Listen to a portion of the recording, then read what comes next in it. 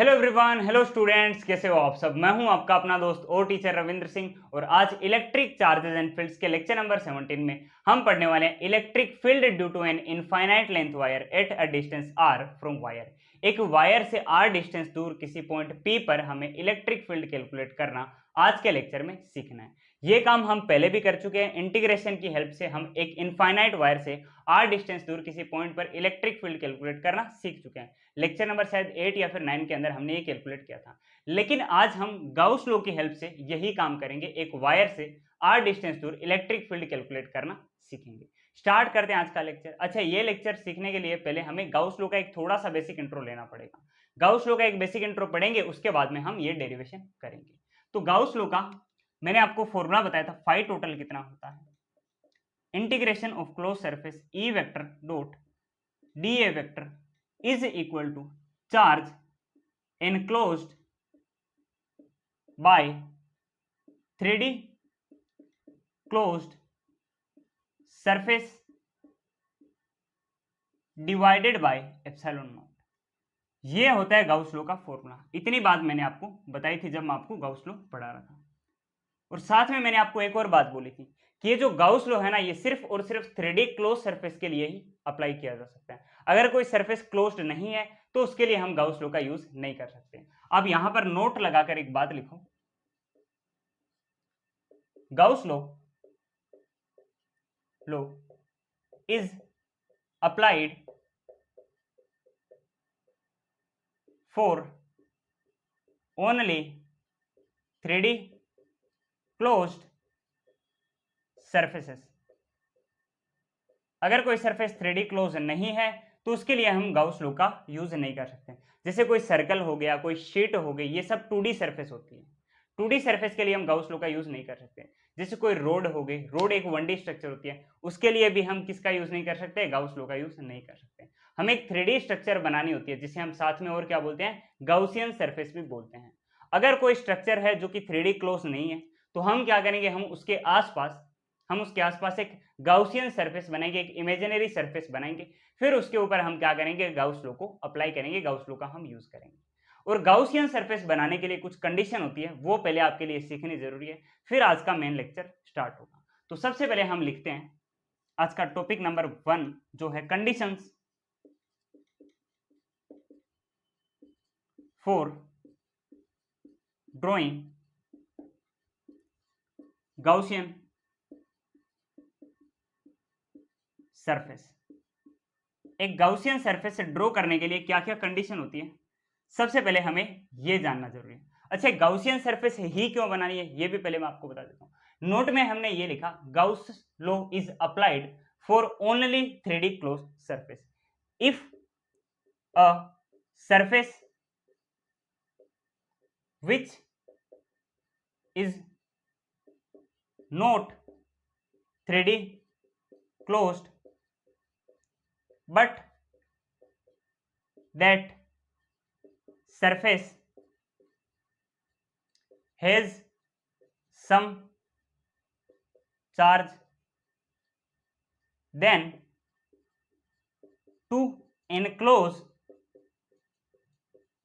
charge we create an imaginary 3D closed surface called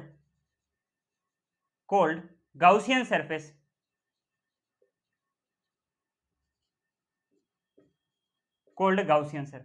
मतलब ये है कि गाउस लॉ है ये सिर्फ और सिर्फ 3D क्लोज सरफेसेस के लिए क्या होता है, अप्लाई होता है। अगर कोई सरफेस जो कि 3D क्लोज नहीं है लेकिन उस सरफेस के अंदर क्या है, कुछ ना कुछ चार्ज है। अब चार्ज है उसके अंदर और वो सरफेस 3D नहीं है, मतलब चार्ज पूरी तरीके से इनक्लोज हो नहीं रहा है, तो हम गाउस लॉ नहीं लगा सकते। तो हम क्या करेंगे, हम उस सरफेस के पास में, उस सरफेस के लिए क्या करेंगे, हम एक इमेजिनरी 3D क्लोज सरफेस अपनी तरफ से बनाएंगे इमेजिनरी, और उस सरफेस को हम क्या बोल देंगे, गाउसियन सरफेस बोल देंगे। समझ में आ गई इतनी बात। हम क्या करेंगे, उसके अराउंड एक ड्रॉ करेंगे 3D क्लोज सरफेस, जिसको हम क्या बोलते हैं, गाउसियन सरफेस बोलते हैं। वी क्रिएट नहीं लिखेंगे, we draw an imaginary 3D close surface called Gaussian surface around that charge या फिर charge distribution.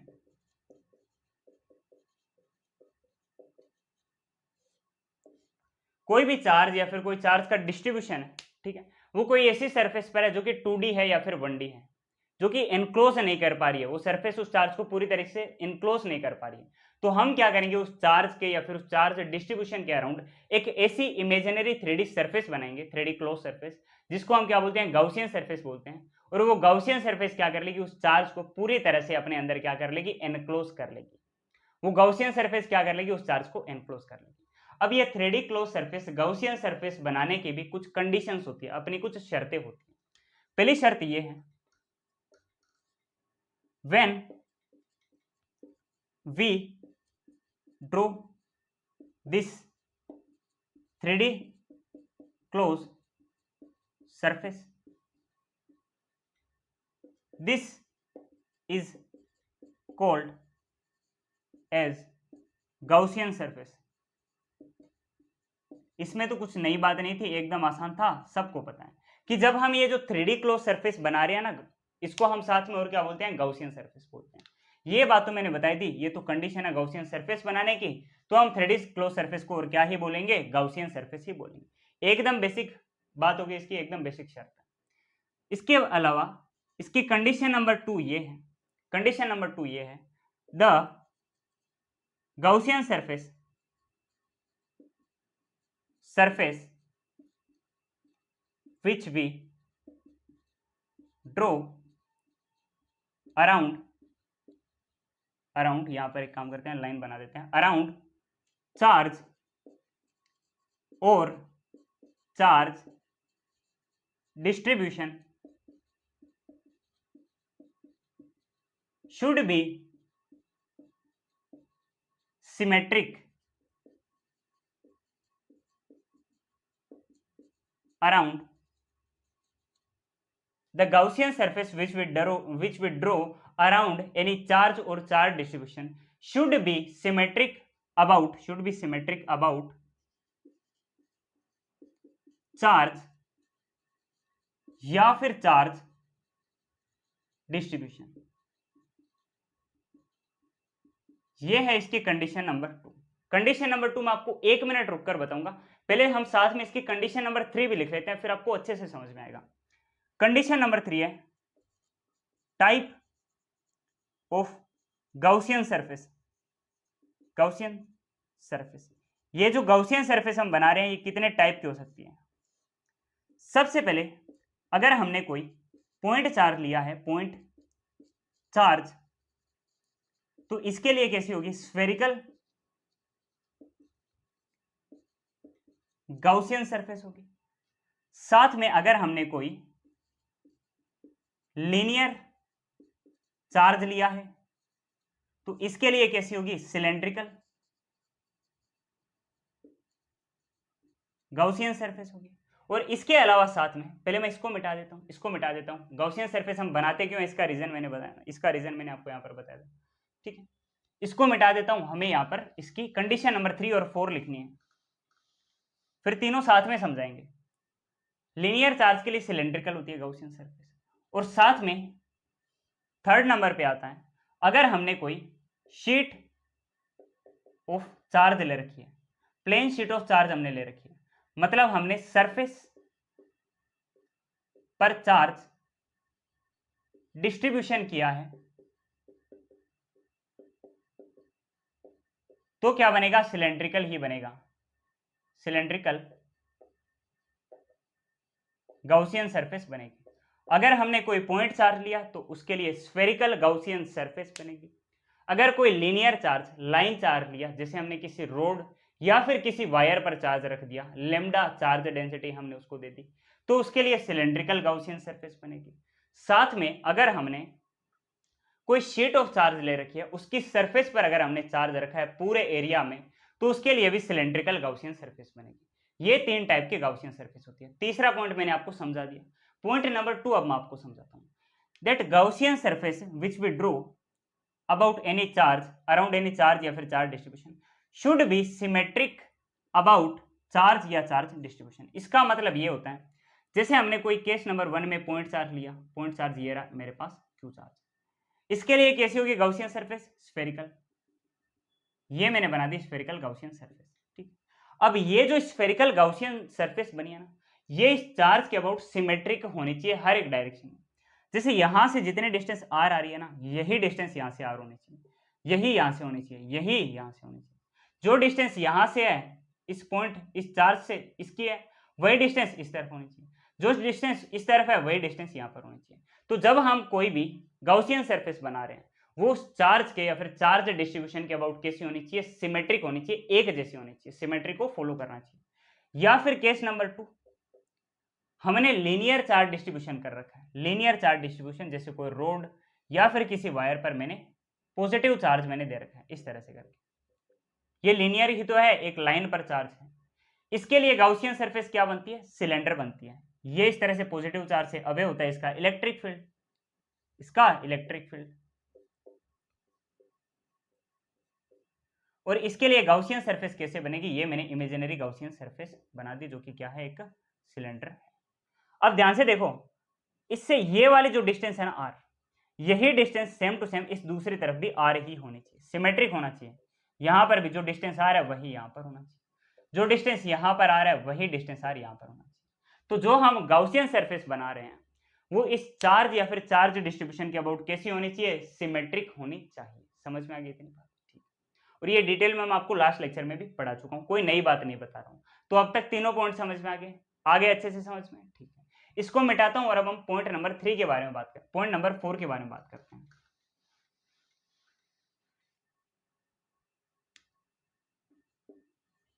The Gaussian surface should not pass through any charge, any point charge, but it can pass through charge distribution.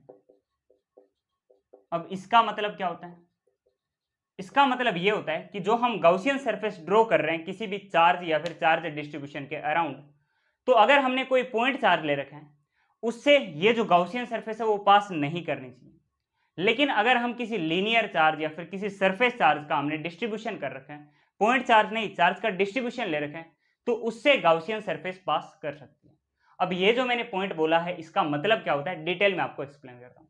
यहां से ये मिटा दो, चलो ऊपर वाला ये पोर्शन मिटाते हैं, हाँ इसको मिटा देते हैं, इसको बड़ा टाइम हो गया। हाँ, तो जैसे मैंने कोई पॉइंट चार्ज यहां पर ले रखा है क्यू, इसके अराउंड स्फेरिकल होगा इसका गाउसियन सरफेस।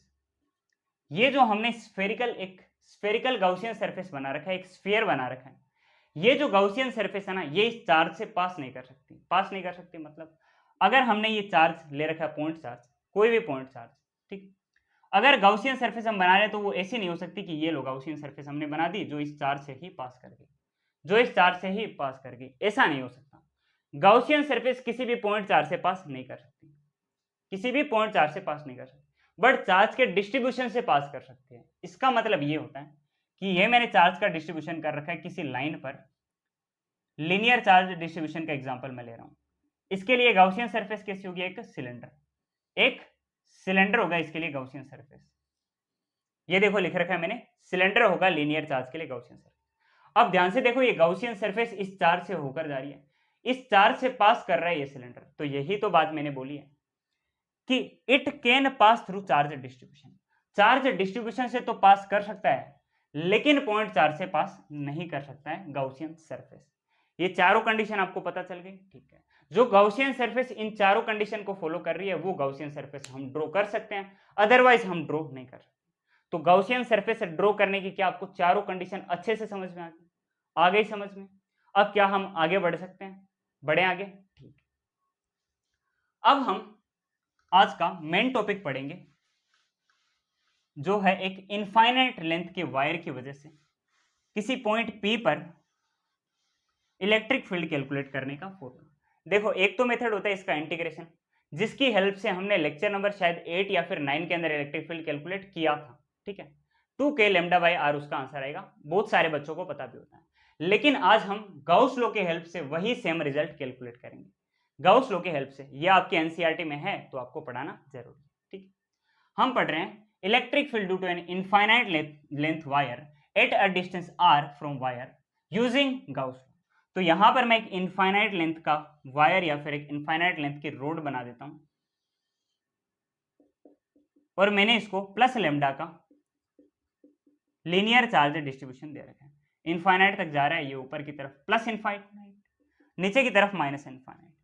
इतनी बात समझ में आ गई, ठीक है। मैंने इसको प्लस लेमडा की लीनियर चार्ज डेंसिटी दे रखी, और लीनियर चार्ज डेंसिटी का मतलब क्या होता है, लेमडा।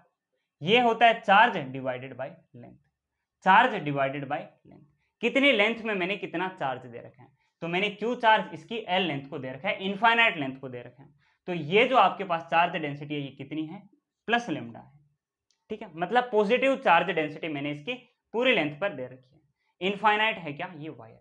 अब मैंने आपको एक बात बताई थी कि कोई वायर हो गया, ठीक है, या फिर कोई रोड हो गई, 1D में है, 1 डायमेंशन में, तो ये कैसी है, एक लीनियर है। बिल्कुल सर, ये एक लीनियर स्ट्रक्चर है।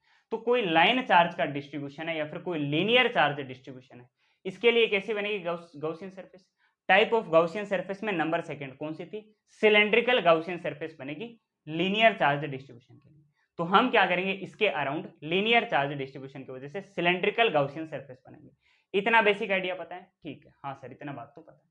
हमें क्या करना है, इस इनफाइनाइट लेंथ के वायर की वजह से जो हमने यहाँ पर बनाया है, इससे r डिस्टेंस दूर हमें क्या करना है, इलेक्ट्रिक फील्ड कैलकुलेट करना है। तो मैं इस वायर से r डिस्टेंस दूर कोई एक पॉइंट P एज्यूम कर लेता हूं, ये है पॉइंट P। यहां पर हमें क्या करना है, इलेक्ट्रिक फील्ड कैलकुलेट करना है।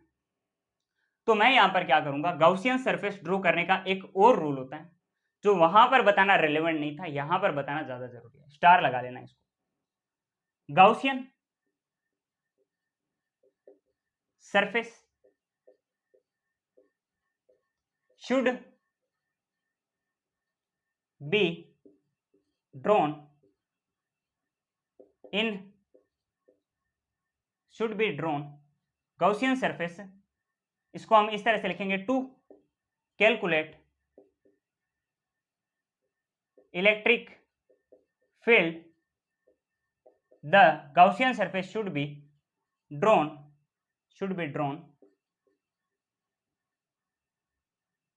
in such a way that the Gaussian surface also passes through the point at which we have to calculate electric field. अब ध्यान से देखो मैंने क्या लिखा है, मैंने ये लिखा है to calculate electric field the Gaussian surface should be drawn in such a way, इस तरह से बनानी चाहिए। इलेक्ट्रिक फील्ड कैलकुलेट करना अगर हमारा पर्पस है ना किसी पॉइंट पर, है ना, किसी चार्ज डिस्ट्रीब्यूशन की वजह से, गाउस लॉ की हेल्प से, तो गाउसियन सरफेस कुछ इस तरीके से ड्रॉ करनी चाहिए इलेक्ट्रिक फील्ड कैलकुलेट करने के लिए कि जो गाउसियन सरफेस जो हम बना रहे हैं ना, वो उस पॉइंट से भी पास करे जिस पर हमें इलेक्ट्रिक फील्ड कैलकुलेट करना है। मतलब हम गाउसियन सरफेस इस लीनियर चार्ज की वजह से जो सिलेंडर बनाएंगे, वो सिलेंडर ऐसा होना चाहिए कि ये इस पॉइंट P से भी पास करे, इस पॉइंट P से भी पास करता हुआ होना चाहिए वो गाउसियन सरफेस, वो सिलेंडर। तो हम यहां पर इसके अराउंड एक गाउसियन सरफेस, एक सिलेंडर बनाना स्टार्ट करेंगे। हम एक सिलेंडर बनाना स्टार्ट करेंगे।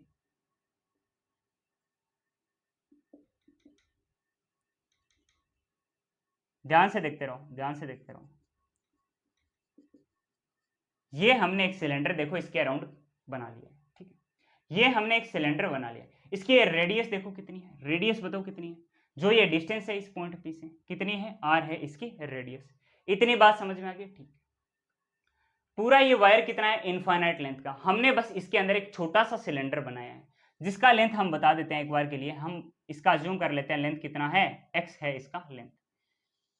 इस इतने से सिलेंडर का लेंथ कितना है, x है, और इसकी रेडियस कितनी है, r है। ठीक, हमने पॉइंट P को भी देख लो इस सिलेंडर के अंदर क्या किया है, इंक्लूड किया है। इस पॉइंट के अंदर हमने क्या किया है, इस पॉइंट को भी हमने इस सिलेंडर में क्या किया, इंक्लूड। अब हमें क्या करना है, इस पॉइंट P पर हमें इलेक्ट्रिक फील्ड कैलकुलेट करना है। ये चार्ज बताओ तो कैसा है, पॉजिटिव चार्ज है। पॉजिटिव चार्ज की वजह से इलेक्ट्रिक फील्ड कैसी होती है, आउटवर्ड होती है, इस चार्ज से दूर होती है। तो हम बनाएंगे इलेक्ट्रिक फील्ड इस चार्ज से अवे, इस चार्ज से अवे, ये चार्ज से अवे हमने इलेक्ट्रिक फील्ड बना दी। दूसरे डायरेक्शन में भी क्या होगा, चार्ज से अवे ही बनेगी इलेक्ट्रिक फील्ड। ये हमने इस चार्ज से अवे, इस चार्ज से दूर इलेक्ट्रिक फील्ड लाइंस बना दिए जो इलेक्ट्रिक फील्ड को बताएगी। तो ये हो गया इलेक्ट्रिक फील्ड। ठीक, इस पॉइंट P पर हमें क्या करना है, इलेक्ट्रिक फील्ड कैलकुलेट करना है इस वायर की वजह से। ठीक है, हमने गॉसियन सरफेस तो यहां पर बनाई थी। इसको मिटाता हूं मैं, अब हम अपनी मेन डेरिवेशन पर आ रहे हैं। अब हम अपनी मेन डेरिवेशन पर आ रहे हैं। देखो बात अब तक ये हुई है कि एक रोड थी, रोड तो वन डायमेंशन वाली स्ट्रक्चर होती है। इसको मैंने कुछ चार्ज दिया तो रोड तो पूरी तरह से उस चार्ज को एनक्लोज कर नहीं पाएगी, है ना। तो अगर हमें इस चार्ज को एनक्लोज करना है, पूरी तरह से 3D क्लोज सरफेस के अंदर लेना है, तो हमने यहाँ पर एक 3D सरफेस बना दी, सिलेंडर बनाया हमने लीनियर चार्ज के लिए, जो क्या है, एक गॉसियन सरफेस। अब हम क्या करेंगे, इसके लिए गॉस लॉ लगाएंगे, जो कितना होता है, phi total equal to integration of close surface E vector dot D A vector equal to charge enclosed divided by epsilon naught. इतनी बात समझ में आ गई। अब बताओ ये टोटल फ्लक्स कितना है, टोटल फ्लक्स कितना है, इसको हम लिखते हैं क्लोज सरफेस का ई vector dot D A vector. ये बताओ कितना है।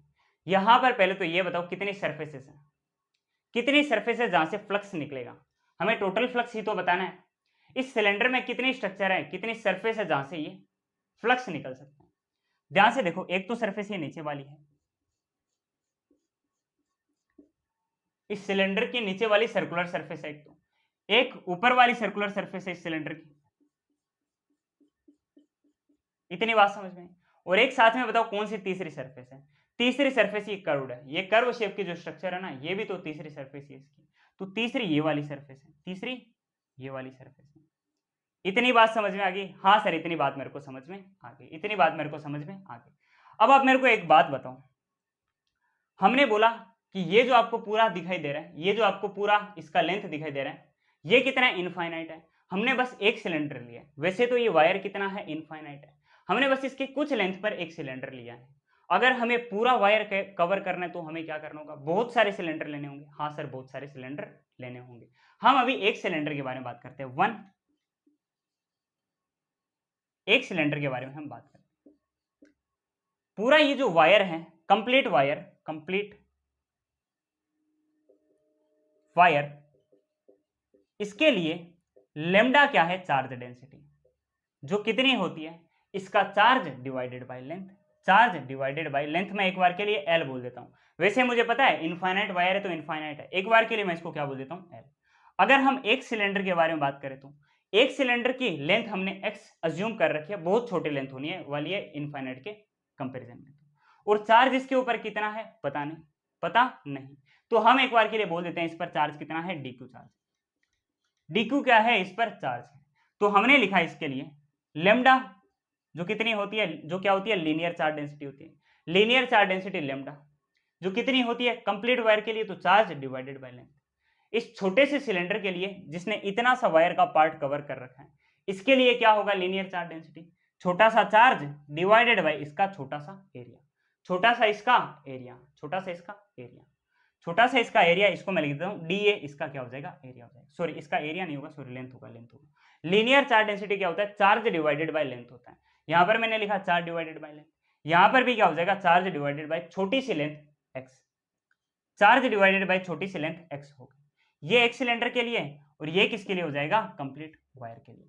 इतना क्या आपको एनालॉजी समझ में आ गया? हाँ सर, इतना एनालॉजी समझ में आ गया। तो यहां से अगर मैं डीक्यू को इस तरफ रखूं, एक्स को इस तरफ भेज दूंगा, तो मुझे मिल जाएगा D Q equal to lambda X. ये रिलेशन आपको एक तो याद रखना है, ये रिलेशन आप याद रखना। इसको ऊपर लिख देता हूं, D Q equal to lambda X, और क्यू इक्वल टू क्या हो जाएगा लेमडा एल।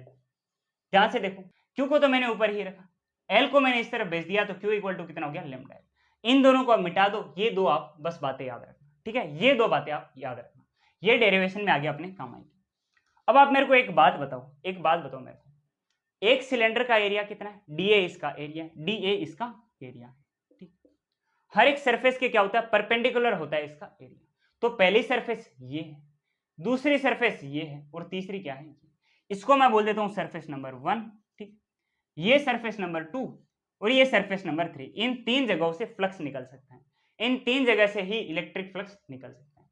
तो हर एक के फ्लक्स को मैं बोलूंगा phi total equal to phi 1 plus phi 2 plus phi 3 equal to charge enclosed divided by epsilon naught. ये किसके लिए है, 1 सिलेंडर के लिए, ये एक सिलेंडर के लिए है, ठीक है, पूरे वायर के लिए नहीं है, सिर्फ एक सिलेंडर में जितना वायर का पार्ट आया हुआ है सिर्फ इसके लिए हमने ये कैलकुलेट किया। फ्लक्स फर्स्ट सरफेस का बताओ कितना होगा, फ्लक्स होता है E D A cos theta. ध्यान से देखो, इलेक्ट्रिक फील्ड की डायरेक्शन ये है, फर्स्ट सरफेस के परपेंडिकुलर इसका एरिया वेक्टर होगा, इसके परपेंडिकुलर इसका एरिया वेक्टर डी ए होगा। दोनों के बीच में एंगल देखो कितना है, 90 डिग्री का एंगल है, 90 डिग्री का एंगल है, तो आप लिखोगे ई डी ए कोस 90 डिग्री। अब सेकेंड सरफेस की बारी, इलेक्ट्रिक फील्ड इस तरफ है, सरफेस के परपेंडिकुलर इसका एरिया वेक्टर हो जाएगा, तो ये एरिया वेक्टर डी ए आपने लिख दिया, छोटा सा एरिया एक सिलेंडर में जितना वायर है उसका, ठीक है। इतना सा क्या हो जाएगा, इसका एरिया हो जाएगा, इतना सा क्या हो जाएगा, इसका एरिया हो जाएगा। अच्छा, एरिया हमने कैसे कैलकुलेट किया, इसके बारे में बात कर लेते हैं, इसके बारे में भी बात कर लेते हैं। आप मेरे को एक बात बताओ, ध्यान से देखना, हम एक सिलेंडर के जब एरिया के बारे में बात करते हैं, 1 सिलेंडर, इसका एरिया बताओ कितना होता है, एरिया होता है 2 pi R L, 2 pi R L होता है, 2 पाई रेडियस आर साथ में एल। ये तो हम लिखेंगे पूरे वायर के लिए, ये किसके लिए हो जाएगा, कंप्लीट वायर के लिए, ठीक है, क्योंकि वायर के लिए हमने एक बार इनफाइनाइट लेंथ को एल बोल रखा है और इसकी रेडियस कितनी है, आर है। समझ में आ कितनी बात। और 1 सिलेंडर के लिए कितना होगा, एक सिलेंडर के लिए कितना हो जाएगा, यही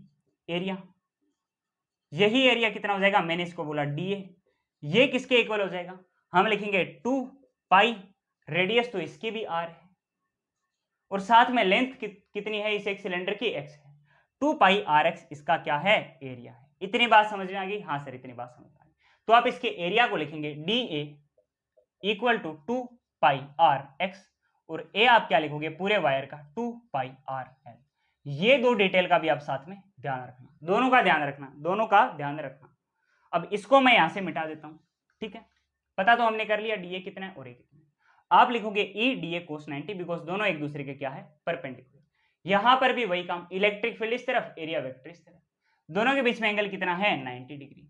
तो आप इसको लिखोगे ई D A cos 90, E D A कोस 90 आप इसको लिख दोगे। इतनी बात समझ में आ गई, ठीक। अब बताओ फ्लक्स नंबर थर्ड सरफेस का फ्लक्स कितना होगा। फ्लक्स होता है ई vector dot D A vector या फिर ई D A cos theta. Electric field है इस तरफ, मैंने यहां पर एक पॉइंट को ले लिया इस सरफेस पर, इस तरफ हो गया इलेक्ट्रिक फील्ड, और इसके ठीक परपेंडिकुलर क्या होता है, एरिया वेक्टर डी ए हो गया। दोनों एक ही तरफ है तो एंगल कितना हो गया, 0 डिग्री, एंगल कितना है, 0 degree. E D A cos 0 degree equal to charge enclosed by epsilon naught, charge enclosed by epsilon naught, charge enclosed by epsilon naught. Cos 90 की वैल्यू कितनी होती है, 0, तो ये हो गया 0। यहां पर भी कोस 90 तो 0, और ये कोस 0 की वैल्यू कितनी होती है, 1। ई डी ए साथ में 1, तो ये बन गया E D A equal to charge enclosed by epsilon naught. अब आप मेरे को ये बात बताओ, चार्ज एनक्लोज्ड कितना है, इतनी सरफेस ने कितना चार्ज एनक्लोज किया है, डी क्यू चार्ज एनक्लोज किया है, ये एक बार के लिए मैंने अज्यूम किया। अगर जो पूरा एक वायर है उसने क्यू चार्ज एनक्लोज किया है, लेमडा चार्ज डेंसिटी का, एल मान लो उसकी लेंथ है, इनफाइनाइट है वैसे तो, हम एक बार के लिए एल बोल रहे हैं, एल अगर उसकी लेंथ है, क्यू अगर उसने चार्ज एनक्लोज किया तो उसकी चार्ज डेंसिटी कितनी, लेमडा है, ठीक। अगर डी क्यू चार्ज उसने एनक्लोज किया है, लेंथ उसकी एक्स है, तो इसके लिए क्या है चार्ज डेंसिटी, लेमडा है, तो इसके लिए मैं dq चार्ज की जगह क्या लिख सकता हूँ, लेमडा एक्स लिख सकता हूँ। मैं चार्ज एनक्लोज की जगह एक बार dq लिखूंगा, डिवाइडेड बाय एप्सिलॉन नॉट लिखूंगा, और dq की जगह मैं और क्या लिख सकता हूँ, लेमडा एक्स, हमने थोड़ी देर पहले ही कैलकुलेट किया था, बाय एप्सिलॉन नॉट। इतनी बात समझ में आ गई, कोई प्रॉब्लम नहीं है, ठीक। अब आप ध्यान से देखो, आपको यहां से मिला है E D equal to lambda X by epsilon naught. इतना रिलेशन क्या आपको समझ में आ गया? हाँ सर, इतना रिलेशन तो मेरे को अच्छे से समझ में आ गया, समझ में, ठीक। अब आपको क्या करना है, ये जो डीए एरिया ना, इसकी जगह कुछ लिखना होगा। ये तो है फॉर वन सिलेंडर, ये तो है one cylinder, for complete, sorry इसको हम लिखेंगे टू कवर कंप्लीट वायर, पूरे वायर को कंप्लीट करने के लिए we draw so many cylindrical Gaussian surface. हम क्या करते हैं, बहुत सारे सिलेंड्रिकल गाउसियन सरफेस के लिए क्या करते हैं, ड्रॉ करते हैं। इतनी बात समझ में आ गई, ठीक है। तो हम क्या करेंगे, काफी सारी सिलेंड्रिकल गाउसियन सरफेस को ड्रॉ करेंगे। तो हर एक गाउसियन सरफेस का यही रिलेशन आएगा, electric flux equal to lambda X by epsilon naught. हर एक की हमने क्या किया, लेंथ को एक्स अज्यूम कर लिया, ठीक है। उसने चार्ज कितना इंक्लूज किया, डीक्यू चार्ज इंक्लूज किया, ये हमने मान लिया। और जितने भी हमने सिलेंड्रिकल जो हमने 3D सरफेस अज्यूम किए, गाउसियन सरफेस अज्यूम किए, उनके लिए ये क्या आएगा, फ्लक्स का रिलेशन। सबको आपस में ऐड कर दूंगा तो पूरे वायर के लिए ये रिलेशन मुझे मिल जाएगा। और सबको आपस में ऐड कैसे किया जाता है, छोटे छोटे एलिमेंट को इंटीग्रेशन के हेल्प से ऐड किया जाता है। तो मैं यहां पर लिखूंगा integration of close surface E D equal to lambda X by epsilon naught. क्या आपको इतनी बात समझ में आ गई? हाँ सर, मेरे को इतनी बात समझ में आ गई। अब एक काम करते हैं, इसको मैं यहां से मिटा देता हूं, फिर हम आगे लिखते हैं।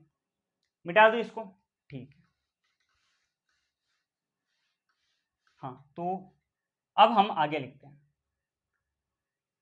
जब हम यहां से इंटीग्रेशन करेंगे, इलेक्ट्रिक फील्ड तो देखो हर जगह सेम रहने वाला है। पॉजिटिव चार्ज से कहीं पर भी चले जाओ, आर डिस्टेंस दूर, यहां पर भी, ऊपर भी, यहां पर नीचे भी, यहां पर भी, हर जगह क्या रहने वाला है, इलेक्ट्रिक फील्ड सेम रहने वाला है, ठीक है। इनफाइनाइट तक ऊपर की तरफ, इनफाइनाइट तक नीचे की तरफ, हर जगह इलेक्ट्रिक फील्ड सेम रहेगा। तो इसका तो आपको इंटीग्रेशन की हेल्प से एडिशन करने की कोई जरूरत नहीं है। ये तो बाहर आ जाएगा, ये तो बाहर आ जाएगा, ये यहां पर इलेक्ट्रिक फील्ड आ जाएगा। इंटीग्रेशन होगा सारे के सारे छोटे छोटे एरिया का, जितने भी छोटे छोटे एरिया ना, हर एक छोटे छोटे सिलेंडर के एरिया छोटे छोटे डीए हैं, और सारे हर एक सिलेंडर के एरिया को मैं ऐड करूंगा तो मुझे पूरे इस वायर का, पूरे इनफाइनाइट वायर का एरिया मिल जाएगा। तो मैं इंटीग्रेशन की हेल्प से इनको क्या करूंगा, ऐड करूंगा। इक्वल टू लेमडा है इसकी चार्ज डेंसिटी, लेंथ देखो एक सिलेंडर की कितनी है, एक्स है। जब सारे सिलेंडर आपस में मिलेंगे तो एक वायर बनेगा। वायर की लेंथ को मैंने एक बार के लिए कितना बोला, एल बोला, तो मैं यहां पर लिख दूंगा लेमडा, सारे एक्स मिलकर क्या बना लेंगे, L, divided by epsilon naught. इतनी बात समझ में आ गई, ठीक है। ई लिखा, मल्टीप्लाइड बाय एरिया, बताओ क्या आएगा, इंटीग्रेशन की हेल्प से हम पूरे वायर का एरिया निकाल सकते हैं। पूरे वायर का एरिया कितना हो जाएगा, 2 pi R L, 2 pi R L equal to lambda L by epsilon naught. इस एल को ये एल से कट कर दो, ए को इस तरफ रखो, 2 पाई आर को नीचे लेकर आ जाओ, lambda by 2 pi epsilon naught R. ये आपको इलेक्ट्रिक फील्ड का रिलेशन मिल चुका है। Lambda by 2 pi epsilon naught R को आप साथ में 2 के लेमडा बाय आर भी लिख सकते हो। इसको आप ये भी लिख सकते हो। सर किस बेसिस पर आप कह रहे हो कि हम ये लिख सकते हैं, बताता हूं किस बेसिस पर कह रहे हैं। आप देखो 2 लिखो, के की जगह आप लिखो 1/4 पाई एप्सिलॉन नॉट, लेमडा लिखो डिवाइडेड बाय आर। ये 4 जब इस 2 को कट करेगा तो नीचे कितना बचेगा, 2। तो ये बना क्या, lambda by 2 pi epsilon naught R ही तो बना। इसीलिए तो मैंने lambda by 2 pi epsilon naught R की जगह 2 के लेमडा बाय आर लिखा। के की फिर अगर मैं यहाँ पर वैल्यू लिखूंगा तो मुझे यही रिलेशन मिल जाएगा। तो या तो मैं lambda by 2 pi epsilon naught R लिख सकता हूँ, या फिर मैं इसी को 2 के लेमडा बाय आर भी लिख सकता हूँ। इतनी बात समझ में आ गई? हाँ सर, इतनी बात समझ में आ गई, बस तो आपको आंसर मिल गया पूरा। आपका आंसर तैयार हो चुका है। एक इनफाइनाइट लॉन्ग वायर की वजह से उससे आर डिस्टेंस दूर किसी पॉइंट पी पर उस वायर की वजह से गाउस लॉ के यूज करते हुए हमने इलेक्ट्रिक फील्ड का फॉर्मूला कैलकुलेट कर लिया। बड़ा ही इंपॉर्टेंट रिजल्ट है, याद रख लेना, 2 के लेमडा बाय आर या फिर lambda by 2 pi epsilon naught R. Previous year question में पूछा जा चुका है, ठीक, याद रखना इसको। रख लोगे याद, कहीं कोई समस्या कोई प्रॉब्लम नहीं है। ठीक है, बढ़ जाए आगे या इसको, चलो इसको नोट करने का मैं आपको टाइम देता हूँ, इसको आप नोट करो फिर हम आगे बढ़ते हैं।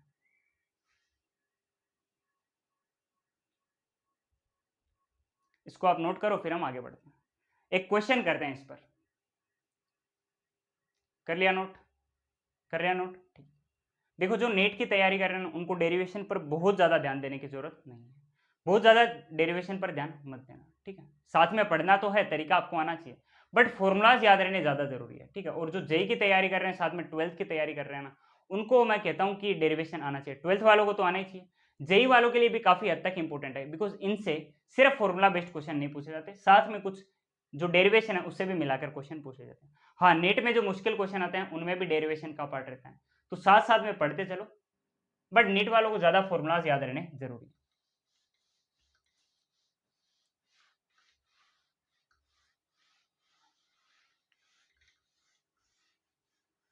अब एक क्वेश्चन करने वाले हैं हम, बड़ा ही इंपॉर्टेंट क्वेश्चन है, गाउस लॉ से रिलेटेड अब तक का सबसे इंपॉर्टेंट क्वेश्चन है, सबसे इंपॉर्टेंट क्वेश्चन है। क्वेश्चन कुछ इस तरीके से, एक काम करते हैं, मैं कॉपी लेता हूं अपनी, कॉपी में से मैं आपको क्वेश्चन लिखवाने वाला हूं, बड़ा ही इंपॉर्टेंट क्वेश्चन है। हाँ, क्वेश्चन कुछ इस तरीके से है, क्वेश्चन कुछ इस तरीके से है कि a charge is uniformly distributed over a long straight wire of radius 1 mm, 1 millimetre के एक लॉन्ग स्ट्रेट वायर पर हमने क्या कर रखा है, किसी चार्ज को यूनिफॉर्मली डिस्ट्रीब्यूट कर रखा है।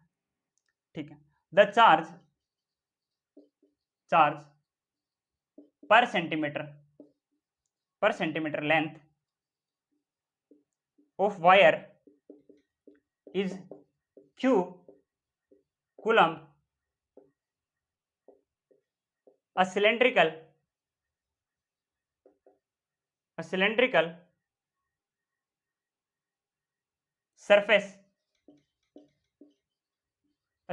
surface of radius 50 centimetre and length 1 metre encloses wire symmetrically as shown। एक डायग्राम भी साथ में बनाकर दिया हुआ हमें। The total flux passing through the cylindrical surface, हमें एक डायग्राम बनाकर दे रखा है इस तरह से करके।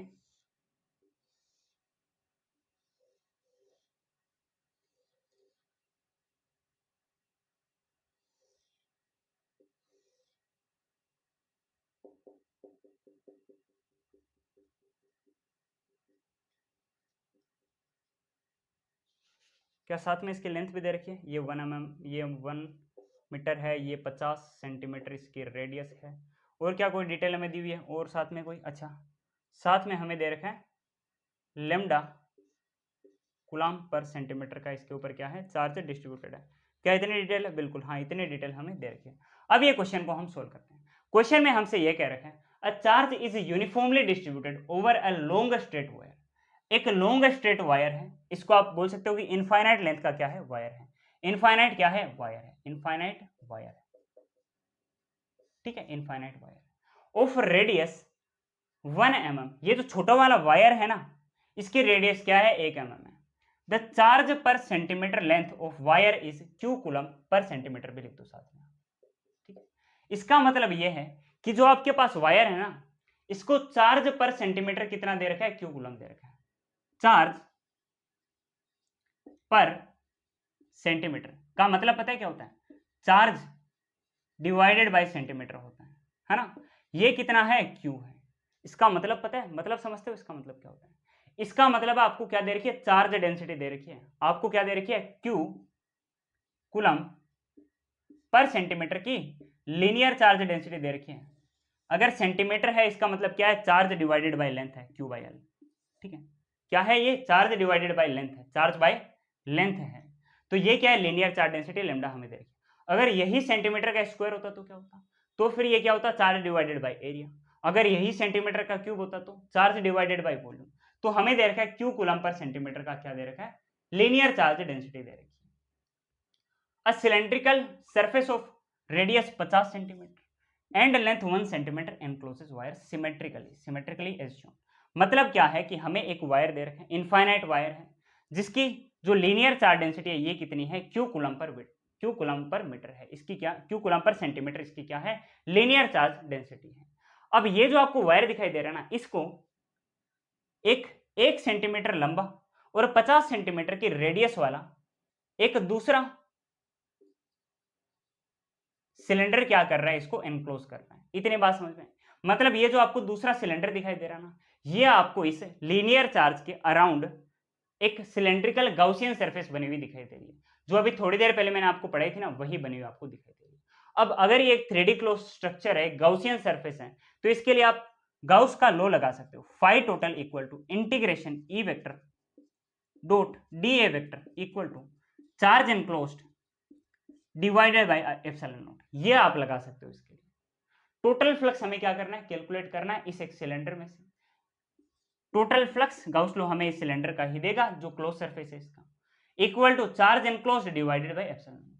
आप मेरे को एक बात बताओ, पूरे का लैम्डा क्या है, charge per centimetre, charge Q coulomb divided bye centimetre. ये तो इस पूरे वायर का है, हमें पूरे वायर का नहीं चाहिए इस बार चार्ज डेंसिटी। हमें क्या चाहिए, हमें चार्ज एनक्लोज चाहिए सिर्फ और सिर्फ इस इतने पार्ट का, 1 मीटर का। हम लिखेंगे फॉर 1 मीटर वायर, इसका लेमडा क्या होगा, डीक्यू चार्ज मैंने छोटा सा इसका लिखा, डिवाइडेड बाय क्या लिखेंगे हम, डीएल, इसकी लेंथ लिख देंगे।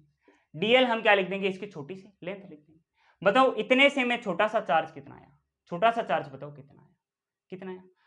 1 मीटर का मतलब होता है लेंथ 100 सेंटीमीटर, 100 सेंटीमीटर की क्या है, लेंथ है।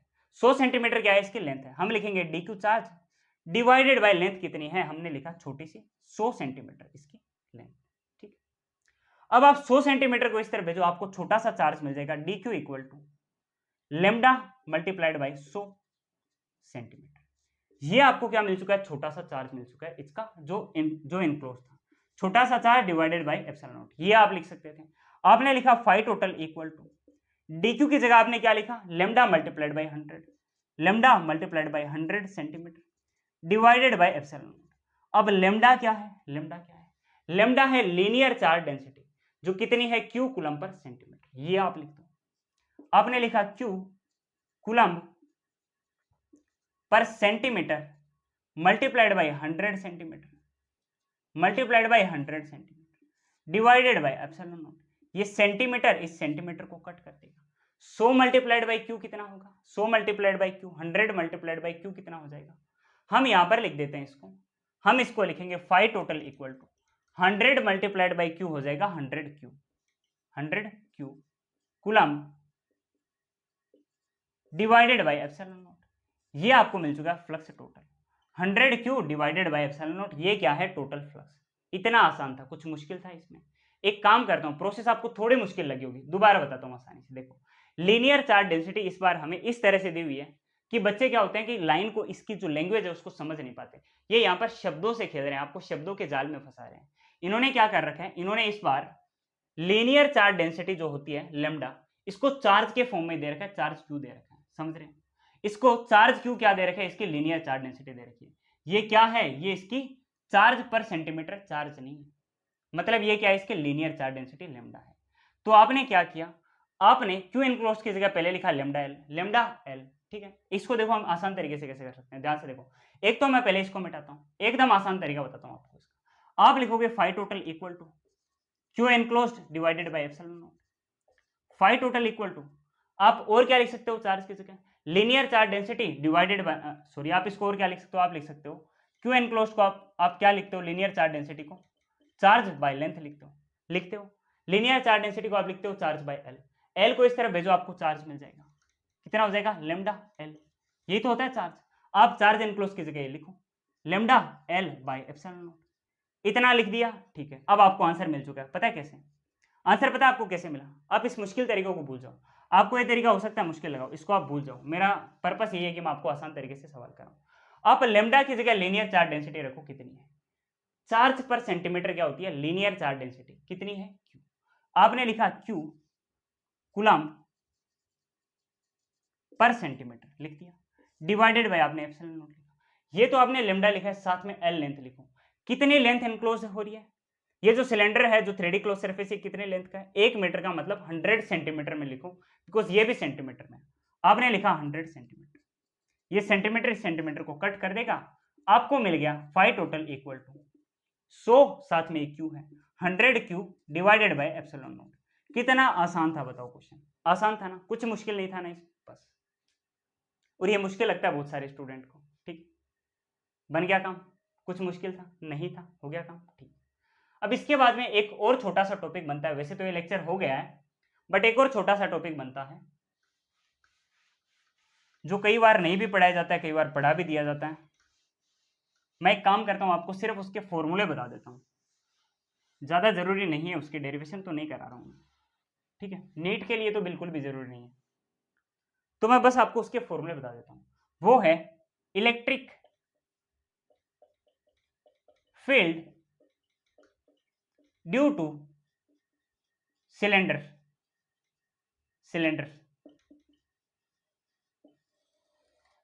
सिलेंडर के लिए इलेक्ट्रिक फील्ड का क्या फॉर्मूला होगा, ये हमें बताना है।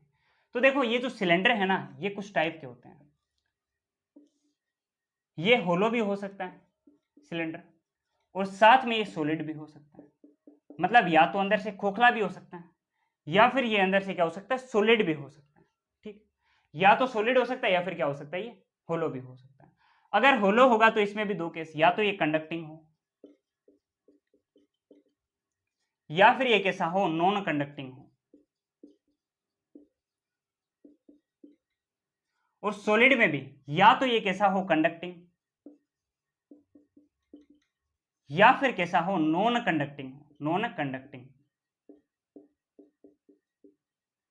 अब आप ध्यान से मेरी एक बात सुनो, बस ये याद रखनी है आपको। होलो में चाहे कंडक्टिंग का एग्जांपल हो, चाहे नॉन कंडक्टिंग का, ये दोनों, साथ में सॉलिड में सिर्फ कंडक्टिंग का, इन तीनों में ही जब हम इनको चार्ज देंगे तो चार्ज जो है ना, charge will reside on surface. जब हम किसी सिलेंडर में, चाहे वो होलो सिलेंडर हो, होलो में कंडक्टिंग और नॉन कंडक्टिंग, और सॉलिड का कंडक्टिंग हो, ठीक है, जब हम इस टाइप के सिलेंडर को चार्ज देंगे तो वो कैसे रहेगा? इसके सरफेस पे रहेगा। Charge will reside on surface of cylinder. अब इसकी स्पेलिंग में ना मेरे को कंटिन्यूअसली रह रहा है कंफ्यूजन, सिलेंडर की क्या होती है, ठीक है। हाँ, तो इसकी सरफेस पर क्या रहेगा? चार्ज। अगर चार्ज सरफेस पर है तो हम इसके लिए क्या वर्ड यूज करेंगे? चार्ज का डिस्ट्रीब्यूशन कैसा है? Charge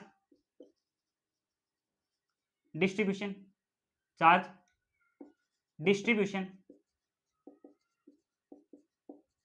is on surface. Charge का डिस्ट्रीब्यूशन कहां पर है? सरफेस पर है। तो हम इसके लिए क्या लेकर आएंगे? सिग्मा सरफेस चार्ज डेंसिटी के टर्म हम इसके लिए लेकर आएंगे। और यहां पर सॉलिड नॉन कंडक्टिंग के केस में क्या होगा? इसके केस में चार्ज विल रिसाइड, मतलब चार्ज रहेगा on complete volume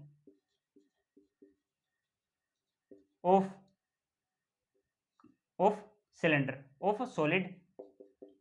non conducting को मैं NC लिख रहा हूं, सिलेंडर। तो अगर सॉलिड में नॉन कंडक्टिंग है सिलेंडर, तो उसकी पूरी बॉडी में, पूरे उसके वॉल्यूम में चार्ज चला जाएगा। अगर वॉल्यूम में चला जाएगा तो क्या होगा? वॉल्यूम चार्ज डेंसिटी रो का हम यूज करेंगे। और ये जो volume charge density, surface charge density, linear charge density, ये सब मैं आपको लेक्चर नंबर 7 में पढ़ा चुका हूं। अगर नहीं आता है तो आप लेक्चर नंबर 7 देख लो, सब समझ में आ जाएगा। और अगर कोई नया स्टूडेंट है ना, मैं आपको यही सजेस्ट करूंगा कि आप लेक्चर नंबर 1 से लेकर लेक्चर नंबर 19 तक सारे लेक्चर देखना इस चैप्टर के। 19 लेक्चर रहेंगे इस चैप्टर में, सारे लेक्चर देखोगे। उसके बाद में अगर इलेक्ट्रोस्टैटिक में कोई डाउट रह जाए तो मुझे कह देना, कोई भी आपका क्वेश्चन नीट जेईई मेन तक का और क्लास 12 का गलत नहीं होगा। हाँ, एडवांस का फिर भी थोड़ा बहुत कुछ डाउट रह सकता है, बिकॉज एडवांस के लिए अभी मैं तैयारी नहीं करा रहा हूँ। जेईई मेन तक कोई भी क्वेश्चन ये लेक्चर कर लिए उसके बाद में नहीं बचेगा आपका, सारे क्वेश्चन आप कर लोगे। ठीक, तो वॉल्यूम में क्या जाएगा, पूरा पूरा चार्ज, जिसके लिए हम क्या करेंगे, वॉल्यूम चार्ज डेंसिटी वर्ड का यूज करेंगे। वॉल्यूम चार्ज डेंसिटी का मतलब होता है चार्ज डिवाइडेड बाय वॉल्यूम, पूरे वॉल्यूम में चार्ज रहेगा। और इसका मतलब होता है चार्ज डिवाइडेड बाय एरिया, पूरे एरिया में चार्ज जाएगा। ये मैंने आपको इसका बेसिक इंट्रो दे दिया। अब इन तीनों के लिए इलेक्ट्रिक फील्ड का फॉर्मूला क्या आएगा, सेम आएगा। तीनों के लिए ही electric field formula will be same. इन तीनों के लिए इलेक्ट्रिक फील्ड का फॉर्मूला क्या रहेगा, सेम रहेगा। समझ में आ गया। यहां पर different electric field formula from other 3, बाकी तीनों की कंपैरिजन में क्या होगा, अलग आएगा इलेक्ट्रिक फील्ड का फॉर्मूला। इन तीनों में सेम आएगा, चाहे वो होलो में कंडक्टिंग और नॉन कंडक्टिंग हो, साथ में सॉलिड का कंडक्टिंग हो। इन तीनों में ही इलेक्ट्रिक फील्ड का फॉर्मूला सेम आएगा, बट सॉलिड नॉन कंडक्टिंग में इलेक्ट्रिक फील्ड का फॉर्मूला अलग आएगा। अब क्या फॉर्मूला आएगा ये मैं आपको बताकर छोड़ रहा हूँ, डेरिवेशन मैं नहीं करा रहा हूँ, बिकॉज वो बहुत ज्यादा इंपॉर्टेंट मेरे को लगी नहीं। यहां से क्वेश्चन आने के चांस मेरे को कम लग रहे हैं, इसलिए मैं नहीं करा रहा हूं। ठीक है, अब यहां पर सबसे पहले हम बात करेंगे होलो कंडक्टिंग, साथ में hollow non conducting plus solid conducting. इनके लिए हमें क्या करना है, इलेक्ट्रिक फील्ड कैलकुलेट करना है, इलेक्ट्रिक फील्ड कैलकुलेट करना है। सबसे पहले मैं आपको बता देता हूं कि असल में ये पूरा एक केस है क्या। यहां पर मैंने एक सिलेंडर बना रखा है, ये मैंने एक सिलेंडर बना रखा है, सॉरी इस तरह से नहीं बनेगा सिलेंडर, कुछ हाँ इस तरह से बनेगा। ये मैंने यहां पर एक सिलेंडर बना रखा है, और ये सिलेंडर का एग्जैक्ट एक्सिस है जो इस सिलेंडर को दो बराबर बराबर हिस्सों में क्या करेगा, डिवाइड करेगा। ये सिलेंडर क्या है एक्सिस, और ये है इस सिलेंडर की रेडियस आर। ये क्या है सिलेंडर की रेडियस आर। ठीक है, ये कैसा सिलेंडर है, सॉलिड कंडक्टिंग आप इसको बोल सकते हो, होलो कंडक्टिंग भी बोल सकते हो, और होलो नॉन कंडक्टिंग भी आप इसको बोल सकते हो। ठीक है, तीनों टाइप का ही हम क्या ले रहे हैं, सिलेंडर ले रहे हैं। यानी अंदर से खोखला है, इसके अंदर ये कंडक्टिंग भी हो सकता है और नॉन कंडक्टिंग भी हो सकता है, और अंदर से खोखला नहीं है, सॉलिड है, इसके अंदर सिर्फ और सिर्फ कंडक्टिंग वाला केस। इन तीनों में से कोई भी केस आप ले लो, ये तीनों ही केस, इनके लिए हम अभी डेरिवेशन कर रहे हैं। डेरिवेशन नहीं करेंगे, हम नॉर्मल फॉर्मूला करेंगे। सबसे पहले मैं आपको इसका डायग्राम एक्सप्लेन कर देता हूं। इसके लिए पहले हमें इनसाइड इलेक्ट्रिक फील्ड कैलकुलेट करना होगा। इनसाइड का मतलब क्या है ये मैं आपको बता देता हूं। ये आपको क्या दिखाई दे रहा है, क्या दिखाई दे रहा है आपको, एक होलो या फिर क्या आप जिसको बोल सकते हो सॉलिड में कंडक्टिंग, होलो में कंडक्टिंग और नॉन कंडक्टिंग, दोनों टाइप का आपको सिलेंडर दिखाई दे रहा है। इनके लिए चार्ज कहां पर रखेगा, जब हम इसको चार्ज देंगे ये इसकी सरफेस पर जाएगा, चार्ज इसकी सरफेस पर जाएगा। ये मैंने चार्ज इसके आउटर सरफेस पर दे दिया, चार्ज इसके आउटर सरफेस पर चला जाएगा, चार्ज मैंने इसकी सरफेस पर दे दिया। और हमें अब क्या करना है, हमें इसकी वजह से इलेक्ट्रिक फील्ड कैलकुलेट करना है। पॉजिटिव चार्ज है, इसकी वजह से जो इलेक्ट्रिक फील्ड होगा वो इससे अवे होगा, इससे दूर होगा, इससे दूर होगा इलेक्ट्रिक फील्ड। तो आपने यहां पर इलेक्ट्रिक फील्ड अवे बना दिया, इस तरफ भी बना दो इससे अवे, इससे दूर इलेक्ट्रिक फील्ड। ये आपने इससे अवे क्या कर दिया, इलेक्ट्रिक फील्ड बना दिया। अब जब मैं क्या करूंगा, यहां पर कोई एक पॉइंट P कहीं पर भी ले लूंगा इसमें, इस सिलेंडर के पास में, तो हमें क्या करना होगा, उसकी वजह से इलेक्ट्रिक फील्ड कैलकुलेट करना होगा कि है कितना। इलेक्ट्रिक फील्ड की ये तो डायरेक्शन है इस चार्ज से अवे, बट इसकी वैल्यू क्या है अलग अलग पॉइंट पर, ये हमें अभी बतानी होगी। जैसे सबसे पहला मैं पॉइंट ले रहा हूं इनसाइड पॉइंट, किसके इनसाइड, इस सिलेंडर के अंदर कोई पॉइंट मैं ले रहा हूं यहां पर। इसकी एक्सिस से इस सिलेंडर के बीच वाले पार्ट से स्मॉल आर डिस्टेंस दूर किसी पॉइंट पी पर मैं इलेक्ट्रिक फील्ड कैलकुलेट करना चाहता हूं। ठीक, इसके लिए मुझे क्या करना होगा? सर हमको चार्ज के लिए इलेक्ट्रिक फील्ड कैलकुलेट करना है। ये चार्ज आप निकाल लो, इलेक्ट्रिक फील्ड कैसे कैलकुलेट करेंगे बताओ। मैंने आपको एक तरीका दिया था, हम गाउस लॉ पढ़ने के बाद में पढ़ रहे हैं, मतलब हम गाउस लॉ का यूज करते हुए ये जो आपको सिलेंडर दिखाई दे रहा है इसके लिए इलेक्ट्रिक फील्ड कैलकुलेट करेंगे। जब मैं आपको एकदम स्टार्टिंग में डेरिवेशन करा रहा था उस टाइम मैंने आपको तरीका दिया था कि इस पॉइंट पी को लेते हुए आपको क्या करना है, गॉसियन सरफेस बनानी है, गॉसियन सरफेस बनानी है। अब ध्यान से देखो, ये आपको एक सिलेंडर दिखाई दे रही है, सिलेंडर दिखाई दे रहा है, ये आपको क्या इसका मिड पॉइंट एक्सिस दिखाई दे रहा है। ठीक, अगर आप ध्यान से देखो, क्या आपको ये ऐसा नहीं लग रहा कि एक इनफाइनाइट वायर है जिसके लिए हमने ये सिलेंडर बनाया? क्या आपको ऐसा लग रहा है? हाँ सर लग रहा है, इनफाइनाइट वायर है जिसके अंदर कुछ चार्ज था, तो इसके लिए हमने क्या किया, एक सिलेंडर बनाया था, है ना। तो आप अंदर एक और सिलेंडर बना दो इसको इनफाइनाइट वायर मानकर। आपने अंदर की तरफ एक और इमेजिनरी सिलेंडर बना दिया, या आपने अंदर की तरफ इमेजिनरी सिलेंडर बना दिया, या आपने इमेजिनरी सिलेंडर बना दिया। अब आप क्या कर सकते हो, इसके लिए गाउस लॉ लगा सकते हो और गाउस लॉ की मदद से इलेक्ट्रिक फील्ड कैलकुलेट कर सकते हो। ज्यादा मेहनत आपको नहीं करनी, जो बता रहा हूं वो याद करो, जो बता रहा हूं वो याद करो। आपको इनसाइड पॉइंट, इसका मतलब ये है कि यहां पर आर जो है इससे बड़ा है स्मॉल आर, ये होता है इनसाइड पॉइंट। देख लो, रेडियस आर बाहर वाले सिलेंडर की बड़ी है अंदर वाले सिलेंडर से, मतलब ये जो सिलेंडर है स्मॉल आर वाला ये छोटा है, मतलब अंदर वाला पॉइंट है। इस रेडियस आर से अंदर किसी पॉइंट पर हमें इलेक्ट्रिक फील्ड कैलकुलेट करना है, ये कैसा है, इनसाइड पॉइंट। इसके लिए अगर हमें इलेक्ट्रिक फील्ड कैलकुलेट करना है उसका फॉर्मूला क्या आएगा? उसका फॉर्मूला आएगा इलेक्ट्रिक फील्ड है जीरो। अंदर की तरफ इलेक्ट्रिक फील्ड क्या आएगा? जीरो आएगा इन तीनों ही केस में। रीजन क्या है?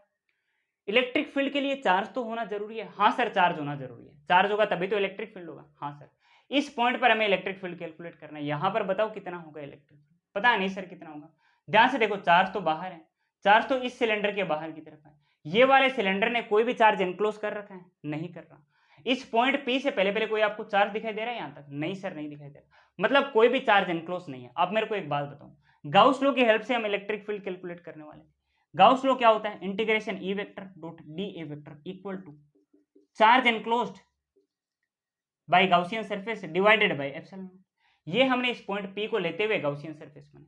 इसके अंदर कोई चार्ज दिखाई दे रहा है इस सरफेस के अंदर? नहीं सर कोई चार्ज नहीं है। कहां पर है फिर चार्ज?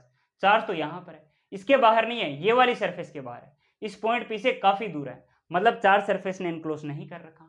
हाँ सर नहीं कर रखा, तो कोई भी यहां पर चार्ज एनक्लोज नहीं है, ये चार्ज एनक्लोज जीरो, इसका मतलब इलेक्ट्रिक फ्लक्स जीरो। और यहां पर ये जो इलेक्ट्रिक फील्ड है ये भी कितना होगा? जीरो। अगर मैं इसको E और साथ में A लिखूंगा इक्वल टू ये कितना है? जीरो। A को अगर फिर मैं नीचे भेज दूंगा तो इलेक्ट्रिक फील्ड भी कितना हो जाएगा? जीरो ही तो हो जाएगा। तो सबसे पहले इनसाइड पॉइंट के लिए इलेक्ट्रिक फील्ड कितना हो चुका है? जीरो। इनसाइड पॉइंट के लिए इलेक्ट्रिक फील्ड कितना हो चुका है? जीरो। ये बात आप याद रखें। इसके बाद में दूसरा होता है आउटसाइड पॉइंट। आउटसाइड पॉइंट ये हो जाएगा जब R से बड़ा हो जाए, R कैपिटल R से बड़ा हो जाएगा, मतलब इस बार हम गाउसियन सरफेस कहीं बाहर बनाएंगे। ध्यान से देखते रहना, ध्यान से देखते रहना।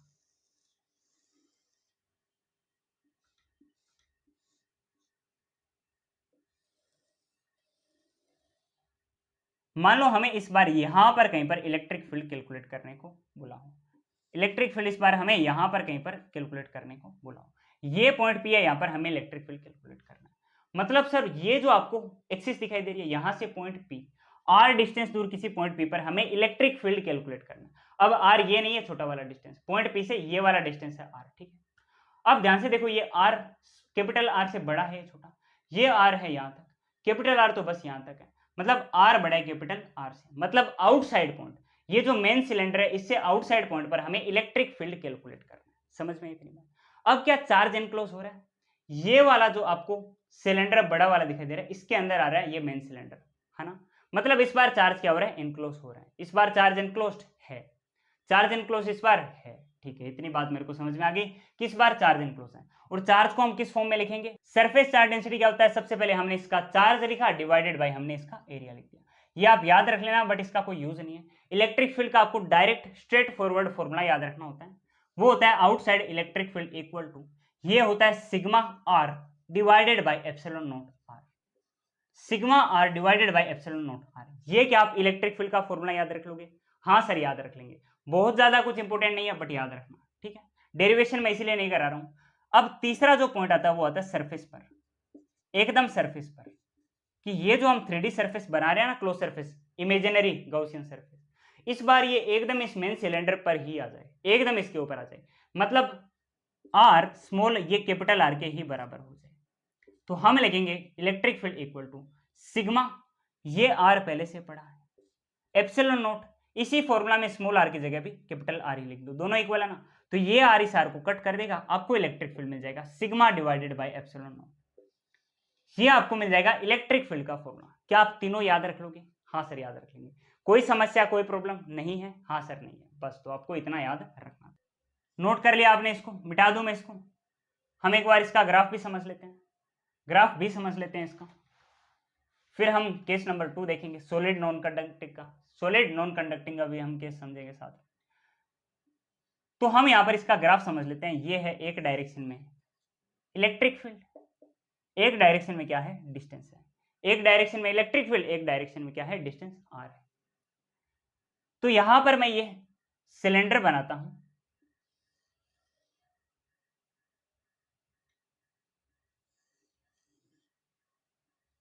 ये मैं सिलेंडर बनाता हूं, ये सिलेंडर की क्या है? डिस्टेंस आर है। ये क्या है? इस मेन सिलेंडर का सरफेस तक का डिस्टेंस आर है। मतलब ये क्या है? इस आर में आर इक्वल टू आर वाला डिस्टेंस है। ये इस डिस्टेंस में क्या है? रेडियस तक का डिस्टेंस है, मेन का सरफेस तक का पॉइंट। मतलब यहां पर क्या है? ये है सरफेस पॉइंट, सरफेस। यहां तक क्या है? पूरा इनसाइड पॉइंट है। और यहां पर क्या है? इसके बाद में आउटसाइड पॉइंट है, आउटसाइड पॉइंट, आउटसाइड पॉइंट है। सबसे पहले इनसाइड में इलेक्ट्रिक फील्ड क्या था? जीरो था। ई सरफेस, ई सरफेस क्या था? ई सरफेस था सर हमारे पास सिग्मा बाय एप्सिलॉन नॉट, और ई आउटसाइड कितना था? Sigma R by epsilon naught R, epsilon naught small R. मतलब यहां पर ई आउट ये स्मॉल आर के इनवर्सली प्रोपोर्शनल था, इनवर्सली प्रोपोर्शनल था। इतनी बात समझ में आ गई? हाँ। तो इनिशियली इनसाइड में क्या है? इलेक्ट्रिक फील्ड जीरो, तो आप इसको एकदम जीरो पर ही रखो, इलेक्ट्रिक फील्ड को आप एकदम जीरो पर रख दिया। इसके बाद में सरफेस पर कितना है? Sigma by epsilon naught, R पर डिपेंड ही नहीं कर रहा, मैंने भी कोई इसको फर्क नहीं पड़ता, जीरो भी नहीं किया, बट मैंने इस पर कोई भी फर्क नहीं किया, ठीक है, इसको मैंने ऐसे ही रहने दिया। इसके बाद में आउटसाइड में ये आर के इनवर्सली प्रोपोर्शनल है, तो मैंने क्या किया? ये मैंने सॉरी इनवर्सली प्रोपोर्शनल का ग्राफ बना दिया। ई इनवर्सली प्रोपोर्शनल है किसके? आर के। ये मैंने इसका भी ग्राफ बना दिया इनवर्सली प्रोपोर्शनल का। इनवर्सली प्रोपोर्शनल है इस तरह से करके, ठीक है, इनवर्सली प्रोपोर्शनल है। इसको मिटाता हूं, सही से बनाता हूं, इसको सही से बनाते हैं इसको।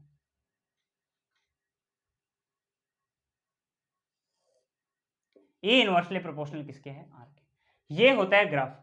ये क्या होता है? ग्राफ। जब हम सॉलिड कंडक्टिंग, होलो नॉन कंडक्टिंग और होलो कंडक्टिंग तीनों का केस पढ़ते हैं। समझ में आ गया? अब साथ में एक और केस बनता है, वो है सॉलिड नॉन कंडक्टिंग का, सॉलिड नॉन कंडक्टिंग।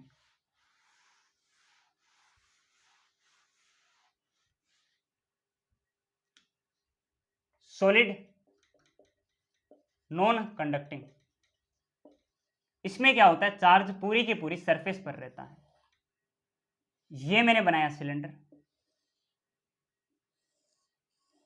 एक काम करता हूं, मार्कर चेंज करता हूं, साथ में मैं मार्कर चेंज कर लेता हूं। हाँ, तो यहां पर मैंने एक सॉलिड नॉन कंडक्टिंग सिलेंडर बनाया है। ये इसकी एक्सिस है। पूरे में क्या होगा? चार्ज का डिस्ट्रीब्यूशन होगा, पूरे में ही चार्ज का डिस्ट्रीब्यूशन हो जाएगा। ये मैंने चार्ज को डिस्ट्रीब्यूट कर दिया, पूरे में मैंने पॉजिटिव चार्ज को क्या किया? डिस्ट्रीब्यूट किया। इसके पूरे वॉल्यूम में हो जाएगा, तो हमने इसको रो की वॉल्यूम चार्ज डेंसिटी दे रखी है। मतलब ये हो जाएगा charge divided by volume v। ये क्या है? इसकी वॉल्यूम चार्ज डेंसिटी है। इतनी बात समझ में आ गई? अब इसके लिए भी हमें 3 पॉइंट पर इलेक्ट्रिक फील्ड कैलकुलेट करना है। सबसे पहले इनसाइड, फिर उसके बाद में आउटसाइड, फिर उसके बाद में सरफेस पर। ये 3 जगह पर हमें इलेक्ट्रिक फील्ड कैलकुलेट करना है। इनसाइड मतलब सर हम क्या करेंगे? इसके अंदर कहीं पर कोई पॉइंट पी एज्यूम कर लेंगे, और इसको एनक्लोज करते हुए हम क्या करेंगे? एक अंदर की तरफ छोटा सा एक सिलेंडर बना लेंगे। ये हमने छोटा सा इमेजिनरी सिलेंडर बना लिया, जिसके रेडियस को हमने कितना बोला? इसके रेडियस है स्मॉल आर, और ये जो मेन सिलेंडर था इसकी रेडियस कितनी है? Capital R. तो हम लिखेंगे यहां पर ये जो स्मॉल आर है ये कैपिटल आर से क्या है, छोटा है, इनसाइड पॉइंट है। अब ये तो है इनसाइड पॉइंट, इनसाइड पॉइंट के लिए इलेक्ट्रिक फील्ड का क्या फॉर्मूला आएगा, सबसे पहले हम इसके बारे में बात कर रहे हैं। इसके अलावा आउटसाइड पॉइंट पता है कहां होगा, आउटसाइड पॉइंट होगा इस मेन सिलेंडर के बाहर कहीं पर।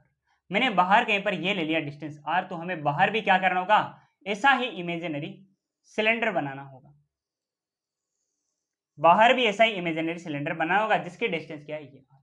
और इस बार ये जो आर है ना ये कैपिटल आर से क्या होगा, बड़ा होगा, कैपिटल आर से बड़ा होगा। और सरफेस मतलब मेन सिलेंडर पर ही हमने क्या किया, इमेजिनरी गॉसियन सरफेस बनाया, मतलब स्मॉल आर कैपिटल आर के क्या होगा, इक्वल। इसके लिए इलेक्ट्रिक फील्ड का क्या फॉर्मूला हो जाएगा, वो हो जाएगा rho small R divided by 2 epsilon naught, rho small R divided by 2 epsilon naught. Outside के लिए इलेक्ट्रिक फील्ड का फॉर्मूला हो जाएगा rho R square divided by 2 epsilon naught small are.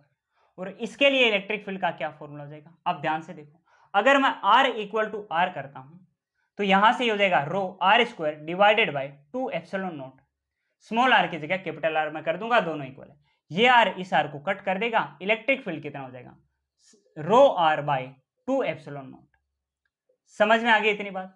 या फिर इनसाइड में देखो, जब मैं स्मॉल आर की जगह कैपिटल आर रखूंगा तो यही तो फॉर्मूला आना है, आ गई बात समझ में।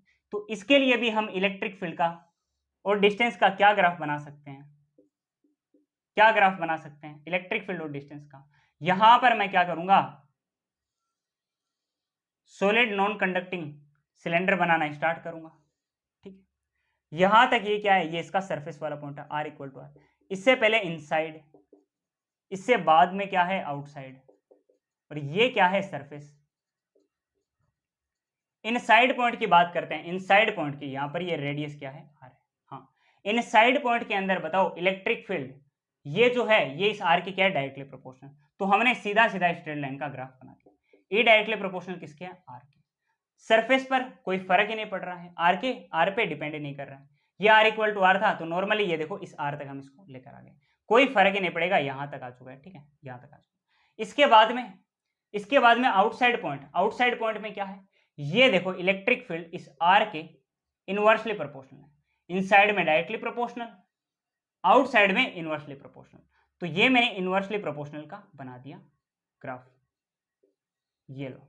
बस आपको फॉर्मूला से याद करना है और साथ में ग्राफ याद करना है, और कुछ भी इसमें याद करना नहीं, बस पढ़ लिया ये टॉपिक।